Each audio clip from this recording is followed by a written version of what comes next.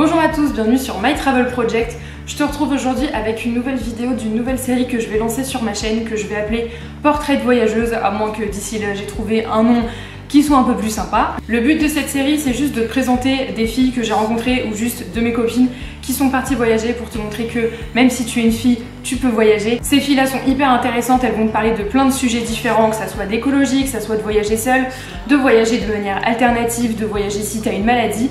Mais aujourd'hui, je te retrouve avec le premier épisode et je te présente tout de suite Lauriane. Bonjour à tous, bienvenue sur My Travel Project. Donc aujourd'hui, je ne suis pas seule, je suis avec Lauriane. Voilà. Donc aujourd'hui, on a décidé de faire une vidéo tous les deux parce que donc Lauriane est partie voyager seule l'année dernière en Amérique du Sud et que moi donc j'ai habité en Amérique du Sud. Donc voilà, on va parler de ça aujourd'hui et de plein d'autres sujets. Donc est-ce que tu veux te présenter tout d'abord? Salut. Salut. Et Lauriane qui habite ici depuis 8 ans, des années. 8 ans et demi. Rencontrés à Londres d'ailleurs. Ouais, on s'est rencontrés en Angleterre. On s'est rencontrés en colo. On avait 16 ans. Ça c'est beau. Ouais. Déjà international. Déjà à l'époque. Tout à fait. Par contre, je crois que t'as ta batterie qui clignote, non? Non. Ça d'accord. Ok, désolé, c'est pas grave. Non, ça veut dire que ça enregistre. Ah, ça clignote. Et du coup, comme a dit Sixtine, moi je suis partie 5 mois voyager en Amérique du Sud, donc de août à décembre 2017, dans le cadre de ma césure dans mes études. Et je suis repartie 2 mois cet été en Asie, donc en Malaisie, Indonésie et Singapour. Pendant 2 mois cet été. Voilà. Et donc en fait l'histoire à la base, c'est que Lauriane et moi, on devait partir en tour du monde ensemble. Voilà. Ça ne s'est pas trop passé comme ça. Mais même si on n'a pas fait ça, moi j'ai vécu à l'étranger et Lauriane en fait elle a fait son voyage toute seule à la place tout simplement parce que question finance et plutôt question timing aussi, genre ça ne fonctionnait pas. Après 3 ans et demi, on l'a prévu pendant 3 ans et demi et au final... Ouais, mais après je pense que c'était un mal pour un bien parce que tu vois finalement toi t'as fait ce voyage toute seule et que moi j'ai vécu à l'étranger, je pense que j'ai aimé vivre à l'étranger aussi pour ouais c'est vrai, c'est tu vois, pour avoir une autre expérience aussi. Donc voilà, et c'est pour ça d'ailleurs que Lauriane a fait son voyage toute seule. C'est parce qu'on n'a pas fait notre tour du monde. Voilà. C'est sa faute, c'est cool. J'aime bien moche, ouais, il est moche mais important. Alors ce qu'on va faire tout d'abord, c'est que je vais poser certaines questions à Lauriane, juste pour la connaître un peu mieux. Moi je connais déjà pas mal de réponses, mais je suis sûre que je vais apprendre des trucs. Je pense qu'il y a des petites anecdotes. Par question, je l'ai pas écrite, donc tu m'as dit que je devais la dire. T'es obligée de commencer par ça. Mais non, parce qu'après je vais oublier. Alors, quel est ton pire souvenir de voyage? Alors, pire souvenir de voyage. Non, en vrai, pire souvenir, attends, il y a différents. Pire souvenir ou pire rencontre? C'est pas la même chose. Ah, alors, pire souvenir, je dirais d'abord. Alors, pire souvenir, je dirais, je pense, c'est quand j'ai été hyper malade à la base. J'ai été vraiment au bout de ma vie dans une période. C'était à cause du mal des montagnes ou c'est parce que genre t'avais bouffé un truc pas frais? J'ai bouffé un truc pas frais. Ah ouais. Un truc pas frais. Vas-y, dis-toi. C'était horrible et en fait j'étais dans mon lit, mais j'étais là où j'ai mis un post Facebook sur le groupe en mode est-ce que quelqu'un sait où est-ce qu'il y a un hôpital à la base? Et je me dis qu'est-ce qui se passe? Ah bah ouais, parce que j'étais juste au bout de ma vie. Me faire flipper à l'autre bout. Poste un message sur Facebook pour savoir où est-ce qu'il y a un hôpital. Moi je sais qu'est-ce qui se passait. Je pensais qu'elle était en train de kiffer sa vie. Non, en fait t'es juste en train de vomir. Pas que, mais oui. Et en fait je devais partir en trip de 5 jours dans la forêt amazonienne. Ah oui, tu devais aller à Ruenabaqué? Je devais aller à Ruenabaqué et en fait je tombe malade mais comme pas possible dans la nuit. Je dors pas de la nuit, je passe ma vie aux toilettes et après le matin je pouvais pas, mais j'arrivais pas à décoller du lit. Et du coup heureusement il y avait quelqu'un et en fait je me suis rendu compte vraiment de la gentillesse des gens parce que du coup il y a plein de gens dans l'hébergement qui sont occupés de moi. On est parti me chercher du riz, me cuisiner, il y a une personne qui est partie à la pharmacie m'acheter des médicaments, il y en a une autre qui est partie à l'agence pour décaler le voyage d'une journée et c'est là où tu te rends compte que à quel point les gens sont trop cool et que même si t'es seule à l'autre bout du monde, il y aura toujours des gens qui t'aident. Ouais, c'est ça. Et c'était pas c'était pas 24 bonnes heures. Ouais, c'était pas les 24 heures plus sympa. Non. T'as aussi rencontré des gens cool. Voilà, oui. Ta pire rencontre. Oui, la pire rencontre. Du coup, donc, même endroit. Et donc, sympa. Voilà. C'était un endroit sympa la base en fait. Ouais. Non, du coup, la base en auberge de jeunesse, je rencontre une française et en fait on discute français dans le hall de l'auberge de jeunesse. Et il y a un mec de 40 ans aussi français qui vient nous parler et qui me tape à discuter aussi. Donc du coup pas de soucis, pas de problème. Très cool. On va l'appeler Luc parce que je vais pas lui pas donner son prénom. C'était je précise d'abord que je n'ai jamais entendu cette histoire aussi. Oui. Voilà. C'est-à-dire qu'elle m'en a parlé hier soir et je lui ai dit non, me dis rien, tu le fais en vidéo demain parce que apparemment ça va être priceless, donc comme ça j'aurai la réaction en vidéo. Elle est merveilleuse celle-là. Et donc du coup ce mec-là, très très cool, mais bon après 40 ans, mec un solo qui a décidé de c'est ses 40 ans et veut voilà, avoir un challenge et voyager tout seul. Quarantaine. Pourquoi pas? Exactement, un peu chelou, mais sympa. Voilà, forcément il y a un peu un fossé d'âge, tu fais une différence d'âge, mais voilà, genre les mecs étaient pas non plus hyper jeunes dans sa tête. Mais voilà, un peu chelou mais sympa, en plus il adore jouer aux jeux de société, nous aussi, donc voilà, j'étais un peu avec lui, très cool. Je me retrouve donc dans la même chambre que lui dans le voyage de jeunesse, avec quelques autres personnes, et puis en fait on reste 3-4 jours tous à la base, on se rencontre, machin, on va un peu les uns avec les autres, on n'était pas tous ensemble tout le temps. Et juste tu t'entendais bien avec tout le monde. Voilà, et donc du coup, en fait, lui à chaque fois il me suivait, tu vois, je dis oh bon, ça va, tranquille, tu vois. Ok, je m'en foutais, en gros j'étais contente, il était sympa. Et donc du coup je vais pour m'inscrire pour partir à Rinavaké, qui suit l'histoire d'avant. Et le mec me dit, le mec devait partir de même que moi, mais ailleurs, complètement dans un autre parc. Il me dit, genre en fait il vient avec moi à l'agence de voyage parce que du coup il me suivait. Et il me dit, ah ça donne trop envie, vas-y je viens avec toi. Ok. Donc du coup je vais être seule dans la jungle avec toi. Ok, d'accord, ça marche. Mais après il y avait un groupe. Mais tu devais pas y aller toute seule justement à Rinavaké. Si, je devais y aller seule. Enfin je devais y aller avec un groupe, une agence. Oui, mais le groupe tu le connaissais pas. D'accord, ok. Non, je connaissais pas, donc je m'inscrivais pour l'agence et le groupe je le connaissais pas. Donc du coup je me retrouve aller dans la jungle avec lui. Il se trouve que dans le groupe, on avait donc la jungle, en fait, t'as la pampa et t'as la jungle. Et donc dans la pampa qui est un peu plus accessible, il y avait deux autres groupes, mais c'était plus que des jeunes et des anglais, donc c'était des anglais, machin et tout, donc c'était complètement paumé, en plus ils parlaient pas anglais, machin et tout, bref, on dort dans la même chambre, mais séparés, machin et tout. Voilà, en gros, et puis après on part dans la jungle, et là par contre on était vraiment que tous les deux avec le guide, parce que là du coup jungle c'était vraiment paumé. Et voilà, après le mec était un peu chelou parce qu'en gros quand le guide était en mode tu sais vouloir m'aider si je glissais et tout, lui il faisait un peu le mec, tu vois, il était là genre moi je vais l'aider, tu c'est le sauveur quoi. Il fait le sauveur. Je déteste ça si tu veux, je suis pas une pauvre petite c'est ça, voilà. Besoin d'être sauvée quoi. Voilà, je suis pas une pauvre demoiselle en détresse et du coup je détestais ça. Et en fait une fois de temps en temps c'est sympa, mais genre quand c'est systématique c'est chiant quoi. C'est chiant, du coup t'avais deux mecs qui étaient là, c'était là pour les gars, en fait pas.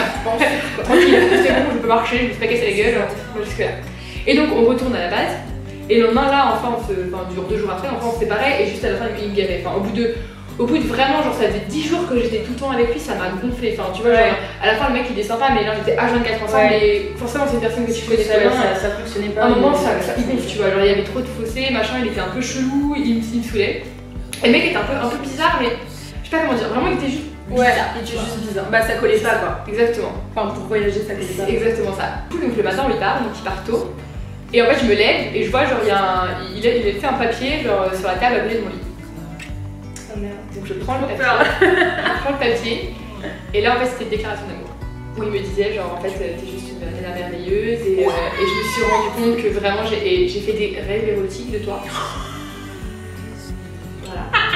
Et le jour, et genre je suis trop triste, il y a un jour on devait aller se baigner dans la forêt, dans la rivière à Amazonie, mais finalement vas-y, j'avais pas envie parce que c'était vraiment trop dégueulasse. Et on a vu les dauphins juste avant avec des crocodiles et tout, j'étais là, je sais pas. J'ai pas envie de me faire croquer le pied. C'est ça, et donc le mec me dit je suis vraiment triste de pas t'avoir vu en maillot de bain, j'ai adoré le temps qu'on a partagé ensemble et une amie psy, donc sa psy, m'a dit qu'il fallait vraiment que je dise tout ce que j'avais sur le cœur et genre voilà, tu vois, genre trop bizarre, tu vois. Et genre il était là à dire et tu vois, on a passé presque autant de temps ensemble que tu as passé du temps avec ton copain, parce que du coup Elliot m'a rejoint 2 semaines en Argentine, et là dès que j'ai passé 10 jours avec lui, bah il était en mode, tu vois, en fait il comparait le temps que j'avais passé avec mon mec et sachant que ça fait 3 ans et demi avec. Voilà, ça fait 3 ans et demi que j'avais avec.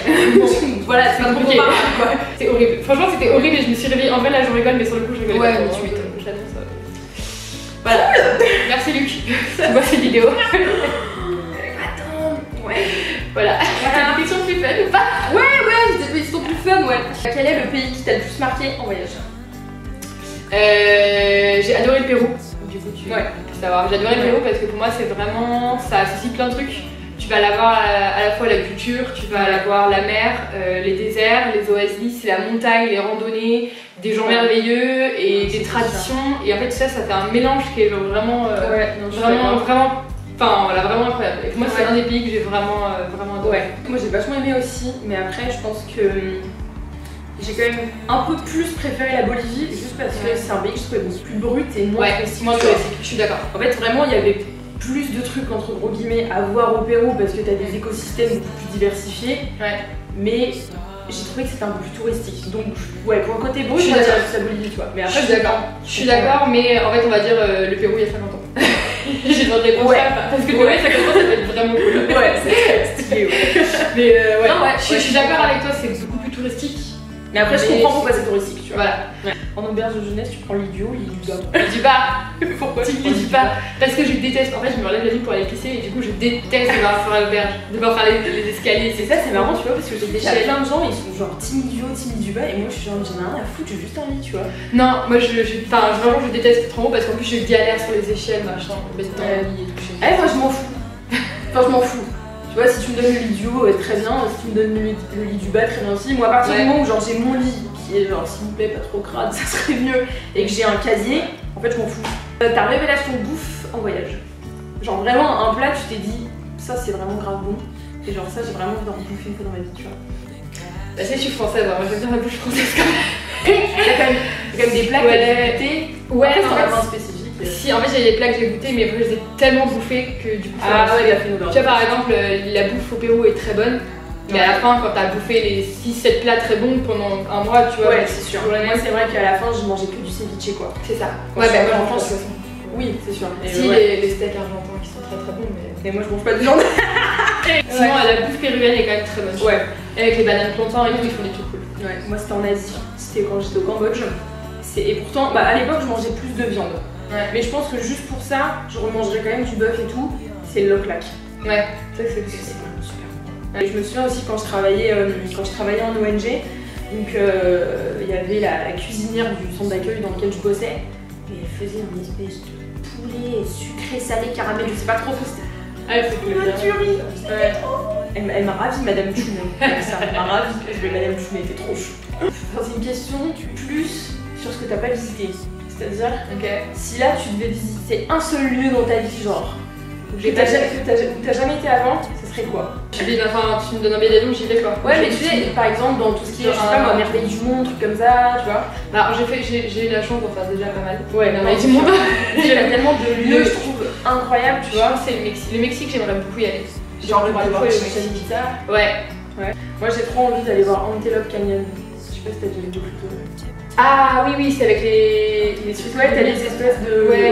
Oui, c'est aux États-Unis. Je crois que c'est aux États-Unis, ouais. Comment c'est aux États-Unis? Genre, c'est un peu rose et. Ouais, c'est ça. Et j'aimerais trop parce que en fait, je trouve ça magnifique. Mais ouais, ça a l'air cool. Mais encore une fois, pareil, il y a trop de trucs, tu vois, que j'aimerais trop visiter. Tout ça, il y a ça, il y a le Blue Lagoon en Islande parce que l'eau est une couleur, laisse tomber. Ah, si, j'ai découvert aussi un lac qui a l'air merveilleux, c'est aux États-Unis. Ouais, c'est aux États-Unis. Lake Powell. Ouais. Ah, mais je l'ai fait moi. Mais non. Si, j'avais genre 12 ans. Bah, c'est beau bien sûr, mais après, c'est un lac artificiel, tu vois. Donc, forcément, quand c'est un lac artificiel, t'en fais ce que tu veux. Mais si, ouais, en fait, ils ont construit le lac. Alors, je suppose pour des problèmes d'eau dans la région, d'acheminement d'eau, tout ça. Après, c'est super beau parce qu'en fait, la terre, la couleur de la terre et du sol autour est magnifique, mais ouais, c'est un lac artificiel.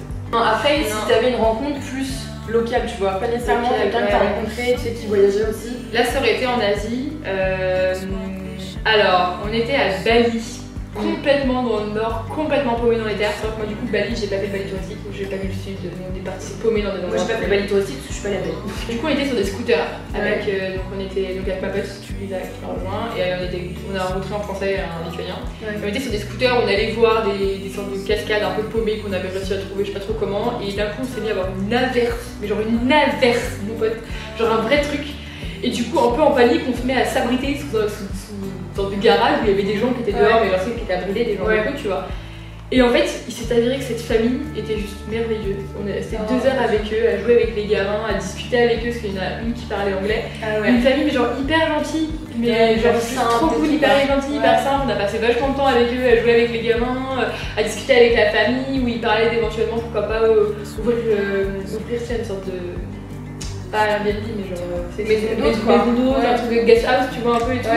Où genre il y avait un potager et tout, et genre on a discuté vachement, puis il y a des gens un peu du village de Tours qui venaient. C'était l'attraction locale. C'était trop ça, c'était trop ça. Non, mais c'est trop cool, ils offraient à manger, c'était Vraiment trop cool. On remercie cette averse et je remercie l'hospitalité. Et le mec en scooter qui s'est dit vas-y on va s'abriter là, qu'il y avait des gens quand j'étais en vrai j'y serais pas allée, moi j'aurais eu trop peur de gêner, tu vois. C'est ça, et genre c'est ça, c'est les vieux réflexes européens, tu vois. En vrai les mecs étaient hyper contents de nous voir, genre les gamins jouaient avec, je sais pas. Moi aussi je me dis que tu vois t'as une différence de culture où si ça se trouve lui il va prendre ça pour genre le vieux blanc qui s'impose, tu vois. Ouais. Enfin, je dis vieux blanc, le vieil occidental qui s'impose genre en mode oui bah j'ai le droit de m'abriter, je suis sous la pluie donc c'est normal que je vienne chez toi. Enfin, après c'était une manière d'être quand t'es là ouais on est désolé. Oui, après ouais la manière de formuler la chose. Au début on restait à côté des scooters, après c'est la même venez, tout ce que c'était sous leur endroit. Ouais non, c'était ma famille d'accueil dans le enfin, ils m'ont accueilli alors qu'ils me connaissaient ni d'Af ni d'Adam, j'arrivais même pas à leur dire merci en khmer et ils ont été tellement adorables. Quand j'ai eu mon accident de scout, mon père d'accueil il a revu tout mon scout, il a tout vérifié pour voir s'il n'y avait pas un truc qui clochait. Ma mère d'accueil elle faisait toujours à manger, elle travaillait sur un marché, elle était vendeuse de fruits et légumes, elle ramenait des fruits et légumes tous les soirs parce qu'avec ma co-stagiaire elle savait qu'on aimait les pastèques et les dragon fruit là. Donc laisse tomber, trop cool tu vois. Mais ça m'a fait bizarre du coup quand je suis rentrée parce qu'elle a prendre une claque dans la gueule mais dans l'autre sens. Est-ce que après tes voyages donc en Amérique du Sud et en Asie, il y a un préjugé, un a priori que tu avais avant sur un pays, un continent, machin, que maintenant t'as plus du tout aujourd'hui parce que ça te semble mais totalement ridicule, tu vois. Vas-y. À Bornéo. Ouais. Bornéo, c'est en Malaisie, c'est une île. Où en fait t'as beaucoup, c'est une clinique qui est à la fois malaisienne et indonésienne. Moi je suis allée côté malaisien. Et pour moi c'était genre, il y avait rien quoi. C'était des forêts, enfin c'était la jungle en fait. C'est majoritairement de la jungle. Et moi t'avais rien. T'avais pas de ville, genre t'avais pas de voiture, enfin vraiment le cliché du des mecs complètement paumés sur leur île et en fait bah non, genre, ils ont des grandes villes, des routes, enfin genre ils ont des trucs quand même. Il y a l'électricité, moi j'étais là parce que j'aurais pas internet, enfin moi j'étais un peu, je sais pas trop où je partais hein. C'est ça, je pars en expédition. Ah ouais, non, je pensais pas. Ouais. Je t'avoue que je m'étais jamais posé la question sur Bornéo. Bah aussi parce que j'y suis jamais allée. C'est ça, tu vois, moi c'était avant d'y aller. Ouais, c'est ce que tu t'imagines. Je sais pas ce qui. Je sais que cette année, Pékin Express était à Bornéo, j'ai pas regardé. Mais du coup, l'émission passait quand moi j'étais à Bornéo. Ah oui, d'accord. Et du coup, les gens me disaient ah, mais il y a Pékin Express qui est là-bas. Mais du coup, je sais pas quelle image est renvoyée dans Pékin Express de Bornéo. J'ai pas regardé, j'étais encore au Brésil donc j'ai pas regardé non plus. Ouais, on regardera. Donc voilà. Je pense à un a priori vraiment, enfin un a priori préjugé, stéréotype en gros. Et pour moi, mais qui me semble ridicule maintenant, c'est quand je vois, et je te dis ça parce qu'en plus j'ai regardé un film il y a dessus il y a 2 jours, quand je vois comment le Brésil et la culture brésilienne sont représentées dans les films. Tu vois, genre je regardais un film français où bref, dedans il y avait une nana qui apparemment était d'origine brésilienne, enfin bref, et forcément elle bossait dans un cabaret de samba, et puis elle était super maître de peau, et puis elle dansait grave bien la samba, et puis musique tout le temps, et puis hyper chaleureux et tout ça, et moi j'habitais dans les montagnes et le carnaval c'est une semaine par an quoi donc voilà. Et en fait j'ai vu ça et j'étais genre mais le cliché mon dieu. Et vraiment ça me semble ridicule. Après je comprends qu'il y ait ce cliché, mais moi c'est pas le cliché du Brésil, c'est le cliché de Rio. Oui. Et de Rio pendant le carnaval en fait. Ouais oui je comprends. Même les pays d'Amérique du Sud pendant le carnaval en fait. Enfin, ouais c'est quelque chose d'hyper. C'est la chaleur de l'Amérique latine quoi. C'est ça, et tout le monde me dit, mais même maintenant quand je dis que j'ai habité 1 an au Brésil, me dit oh mais trop bien la plage, le soleil et tout. J'étais genre non, j'habitais à 900 mètres d'altitude et moi l'hiver il faisait 5 degrés le matin quand je me réveillais hein, donc tranquillement quoi. On va passer au vif du sujet maintenant. Voilà. Donc, en fait j'avais envie de faire cette vidéo parce que comme je le disais en début de vidéo, Lauriane est partie seule déjà en Amérique du Sud voyager pendant 5 mois. Je me suis pas trompée, c'était 5 mois. Et en fait je trouvais ça intéressant qu'on en parle toutes les deux, bah, déjà parce qu'on est potes et que toutes les deux on aime voyager et que alors moi aussi j'ai voyagé seule mais c'était en Asie et que Lauriane a voyagé seule en Asie et en Amérique du Sud et que bah moi j'habite en Amérique du Sud donc vas-y ça se croise donc voilà. La première question que je voulais te poser c'était comment tu t'es décidée à partir seule 5 mois en Amérique du Sud, même si je connais quand même une partie de la réponse. Parce que t'as pas voulu me dire. Je suis arrivée juste après, c'est juste que moi je vivais là-bas. Comment tu t'es décidée sur l'Amérique du Sud spécifiquement pour partir seule, alors qu'en général les clichés que tu peux entendre sur l'Amérique du Sud, c'est que c'est pas le continent le plus facile pour faire un premier voyage seul, parce que vas-y c'est dangereux, parce que vas-y tu vas te faire kidnapper, parce que vas-y tu vas te faire violer, parce que vas-y tu, vas-y ça, et en plus t'es une nana, en gros tu vois. Bien écoute, ma réponse ça va être 80% toi. Tout ce tour du monde on l'avait prévu depuis 3 ans et demi, je pense, à peu près en avance. Pendant 3 ans et demi, j'ai mis ma vie en pause avec t'arrêtes d'être sortie, t'arrêtes de shopping. En 2014. Ouais, c'est ça. En 2014 et là on est en 2010. Enfin, je suis partie en 2017. 3 ans avant quand même, ouais. C'est ça. Et qu'en fait, pendant 3 ans et demi, j'ai vachement économisé parce que j'étais là, je veux le faire. Ouais. Et du coup, j'avais l'argent, j'avais le temps parce que mes études, ma saison m'ont permis de passer. Ouais, et juste en fait, c'est ça, j'avais mon alternance, mes études, enfin voilà, et donc tout ça fait que j'avais les moyens de partir, j'avais le temps de partir, et le seul truc qui me bloquait c'était que j'avais personne. Et je me suis dit si je pars pas, mais je vais regretter. Moi j'ai pas pu faire. Moi j'ai pas pu faire ce que t'as fait pendant 3 ans en fait. Au début, j'ai fait comme Lauriane, enfin on a toutes les deux vachement bossé, on économisait vachement. Franchement, on avait vraiment mis le truc en place. C'était fixé, je pense, 10 000 ou 15 000 euros à mettre de côté chacune. Ouais, c'était pas ça en vrai, c'était pas du tout ça, c'était bien moins, mais c'était ce que c'était fixé à la base. Honnêtement, moi à un moment, j'avais bien la moitié de la somme, donc honnêtement, c'était bien parti. Mais en fait, Lauriane, elle est restée pendant 3 ans en France à ce moment-là. Et moi, je suis partie parce que, alors après, ça va sembler un caprice de gamine, mais je me voyais pas rester en France parce que vraiment, je me sentais pas bien là-bas. J'avais aussi envie de faire mes études à l'étranger. Que forcément qui dit études à l'étranger, je n'étais plus chez mes parents, donc forcément j'avais un peu plus de frais et c'est pour ça que moi j'ai pas pu faire ce que tu as fait. Mais c'était franchement, moi tu vois, je trouve ça admirable parce que 3 ans c'est long, tu vois. 3 ans c'est long et c'est long aussi de se limiter vachement sur tu sais, ce que tu dépenses et d'économiser à nos âges où en plus on était encore en études, donc vas-y t'as envie de sortir, t'as envie aussi de profiter, t'as parfois quand même aussi envie de partir en vacances, même si tu dois économiser et j'aurais pu le faire, tu vois. Mais j'aurais pu le faire si j'avais déjà été à l'étranger, parce qu'en fait moi le problème c'était pas de pas partir en vacances ou quoi que ce soit, c'était le fait de vivre en France. Moi j'avais vécu 7 mois à l'étranger quand même. Oui, toi t'avais déjà vécu 7 mois à Londres et en fait on a pris la décision, moi je partais 3 mois plus tard vivre au Canada, donc déjà voilà. En plus quand j'étais au Canada, au début j'avais pas le droit de bosser, donc j'avais pas de boulot à côté. Mais voilà, je trouve que tu vois, on s'en est quand même bien sorti finalement. Mais grave, on a réussi à chacun faire notre truc un peu séparément, mais on a réussi à faire. Tu vois, on l'a pas fait ensemble, mais finalement on a quand même voyagé, même si c'est.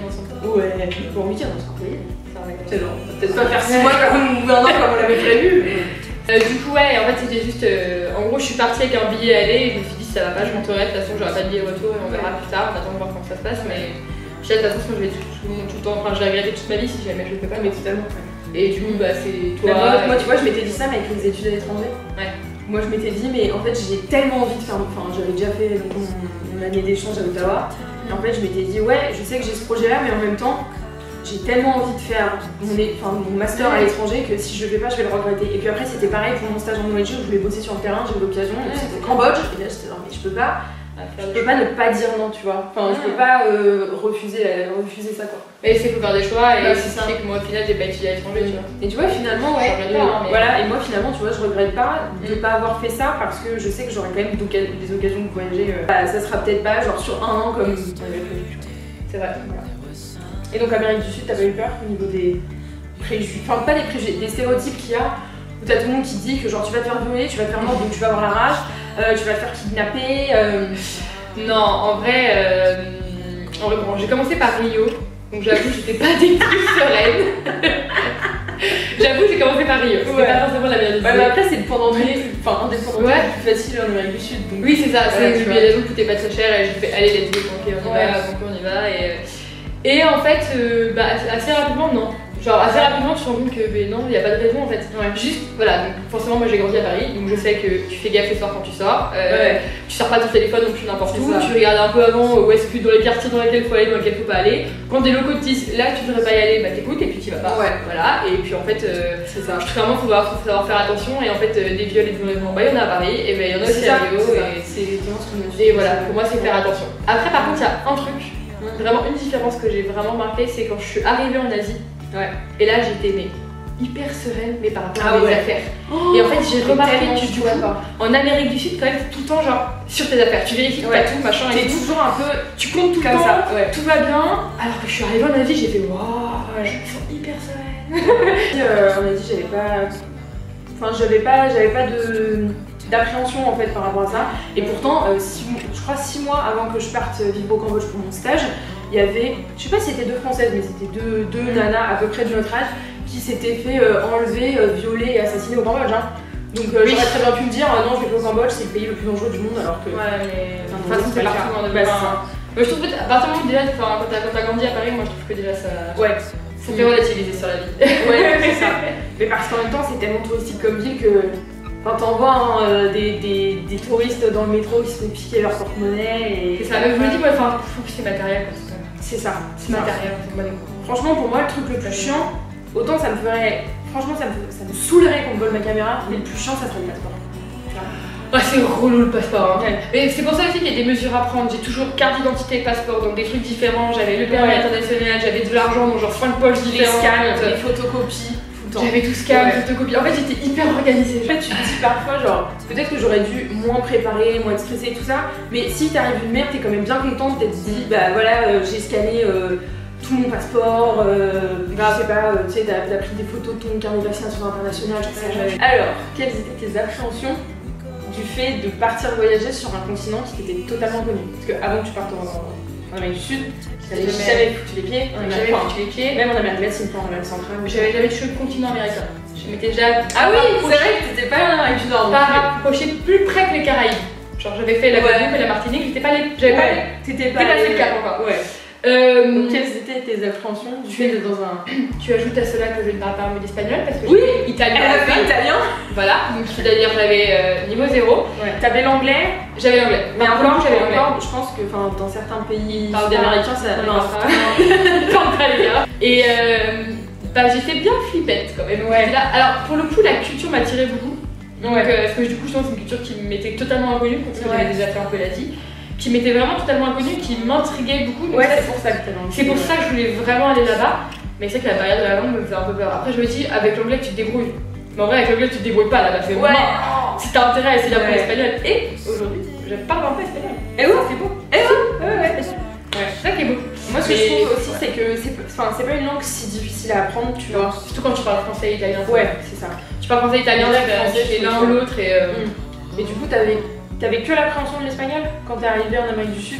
Mais j'avais pas, moi en fait c'était pas l'Amérique du Sud, c'était l'appréhension de partir seule, l'appréhension de me perdre, parce que j'ai aucun sens d'orientation, en plus du coup j'avais vraiment peur de me perdre. J'étais là, je me perds à des endroits. Mais du coup j'avais peur sur plein de choses, mais pas du tout l'Amérique du Sud parce que j'étais vachement excitée de voir Avec l'excitation du voyage, vraiment la peur de. Ouais, non, parce que pour le coup, ça me fait pas peur de voir un nouveau pays. C'est vraiment partir seul, partir en sac à dos, c'est le premier voyage sac à dos aussi, pour voyager aussi longtemps. Et du coup, j'avais plein d'autres peurs, mais pas du tout d'appréhension sur l'Amérique du Sud, à part les clichés du c'est craignos, j'ai vu assez rapidement que. Ouais, t'as vu assez rapidement que bon, fallait pas non plus être parano quoi. Voilà, faut accepter de tout le temps de. Déjà, c'est que je vais toujours valoriser la sécurité, tu vois. Genre, je vais accepter, si jamais je dois payer 10 € en Uber pour rentrer chez moi, je vais payer 10 € en Uber, c'est 23 heures pour rentrer à mon hôtel. Moi j'ai toujours dit que je mettrais pas ma sécurité en péril pour une question d'argent ou quoi que ce soit, tu vois. C'était vraiment plus sur le fait de voyager seul et le fait de pas réussir à faire confiance. Ouais, carrément. Ça va. Non, oui, ça va. Ouais, du coup, oui. Parce que, en tout cas pour l'Amérique du Sud, par exemple, moi j'entends plus des clichés là-dessus en Amérique du Sud qu'en Asie. On aurait tendance à penser qu'il y aurait vachement aussi d'appréhension par rapport, comme je te dis, à la sécurité et tout ça, tu vois. Bah, j'en avais un peu, mais pas tant que ça. Vraiment, ça c'était pas le premier truc. C'était vraiment pas le premier. Moi, c'est vraiment, c'était partir seul. Ça me faisait flipper de partir seul. Ouais. Mais je me fais chier, je rencontre personne. Ouais. J'avais peur aussi, j'avais peur des araignées aussi. Mais tu sais, j'ai dit à ma soeur, je me suis dit, si jamais je dois rentrer avant parce que j'ai trop peur pour les araignées, qu'est-ce que je t'interdis de rentrer plutôt à cause de ça. Tu peux rentrer pour plein de choses, mais pas pour les araignées. Ça me faisait hyper flipper dans le période de jeunesse. Ouais. Du coup, j'étais là. Ah, moi, c'était les punaises de lit. Mais alors, après, moi, quand j'ai voyagé seule au Vietnam, j'étais du tout flippée sur les punaises de lit, tout ça. C'était plus aussi l'appréhension de pas réussir à me faire des potes et tout ça. Ouais. Non, finalement, le lendemain, je suis partie dîner avec un frère et une soeur des British, un japonais. Ouais. Ça allait. Donc, non, ça. Moi, franchement, la plus grosse difficulté que j'ai rencontrée en voyageant seule, c'était mon prénom. Franchement. Pas de grosse difficulté. Ouais. Non, mais difficulté, à relativiser, mais. Non, franchement, à chaque fois, c'était mon prénom parce qu'en fait, à chaque fois que tu rencontres quelqu'un que tu dois te présenter, c'est genre, allez, c'est parti pour l'explication, tu vois. Alors, le pire, c'est que moi, je t'ai rencontré, t'avais 16 ans en plus. T'avais 16 ans en Angleterre, et ça, c'était drôle. Et le pire, c'est qu'en plus, je me présente pas en disant je m'appelle Sixtine dans les vidéos, donc tu vois, il y en a plein qui savent pas comment je m'appelle, je pense. Salut, c'est Sixtine. Chaque fois de te présenter et d'expliquer que non, tes parents étaient pas bourrés quand ils t'ont donné naissance et qu'ils t'ont juste appelé pour ça, pour la chapelle Sixtine, et que tu t'appelles pas 16 ans d'anglais. Oui, et puis pas l'expliquer aussi en autre. Et surtout qu'en plus, tu sais parler. Enfin, quand en anglais te pose la question, il te dit putain, la meuf elle parle même pas anglais. Alors, ouais, mais comment je vais dire l'anglaise, tu vois? Parce que la fille d'Elvis Presley, elle s'appelle Sixtine aussi, c'est juste qu'à l'anglais ça s'écrit Sistine, S-I-S et pas S-I-X, tu vois. Ah, du coup, tu dis je m'appelle Sistine? Ouais. Et puis souvent ils comprennent. Et puis en fait, si je sais que je vais pas revoir la personne, je dis que je m'appelle Marie. Comme ça, ouais. Tu vois, j'évite tout le discours d'expliquer que voilà, je m'appelle Sixtine parce que la chapelle, le truc, le machin, c'est pas ça en anglais. Mais tu sais que moi en vrai, Lauriane, c'est pas transmettable dans une autre langue. Mais ça veut pas dire 16 en anglais quand tu veux pas dire. Mais les gens, du coup, en fait, son majorité c'était Laurie, Laura, Laura, L'Oréal, mais très souvent arrivé. Parce que du coup, alors oui, ça fait Lauriane. Voilà, après, du coup, on fait shampoing.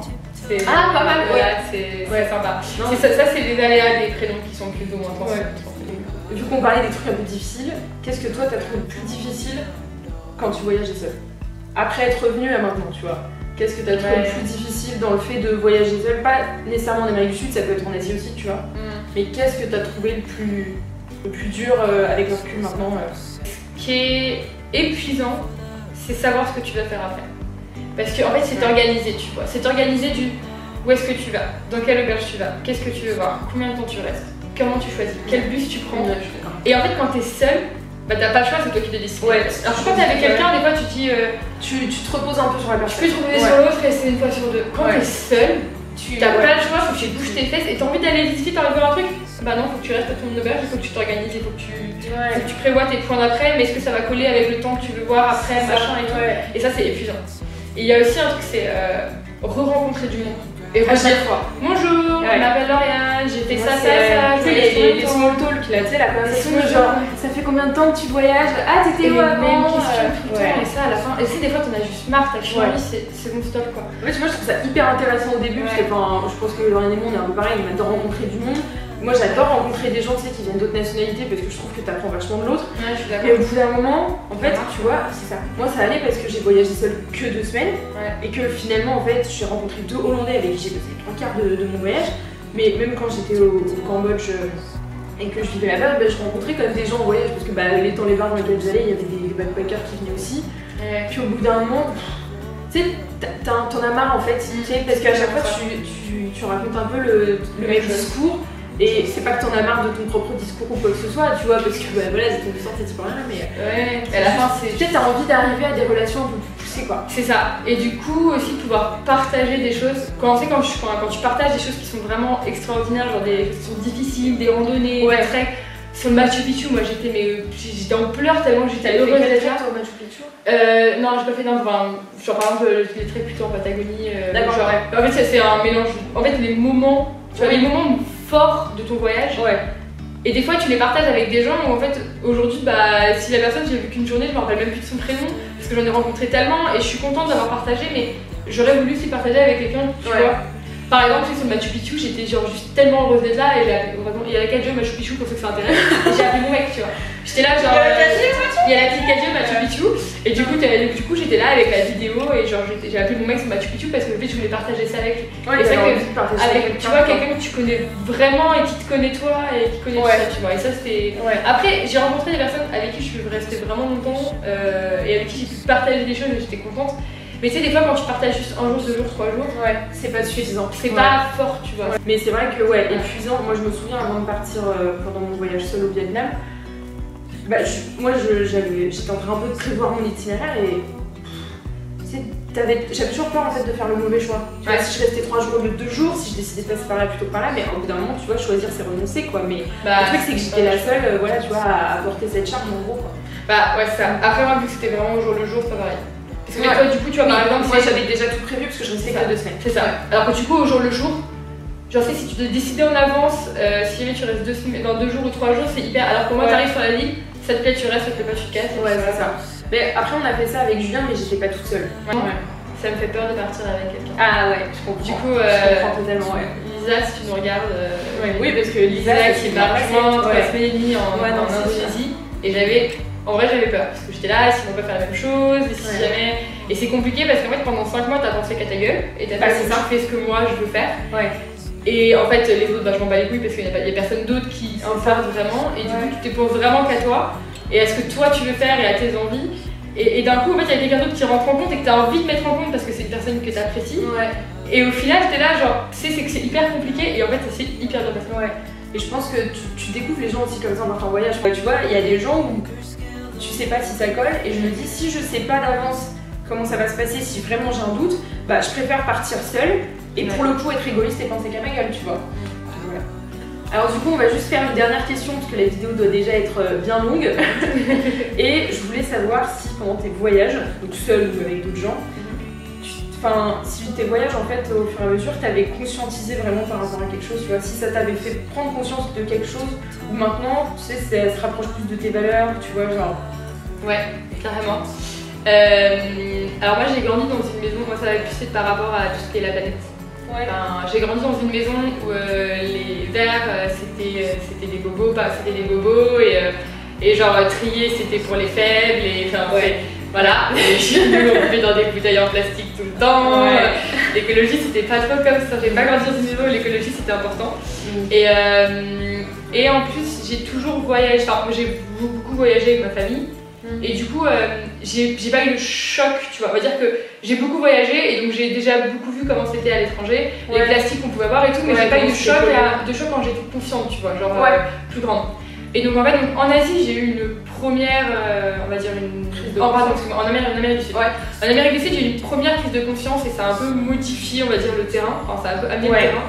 Et là, en fait, en Asie, je suis partie donc avec Lisa, qui m'a rejoint après, qui elle avait beaucoup moins bougé et qui en fait a eu un vrai choc.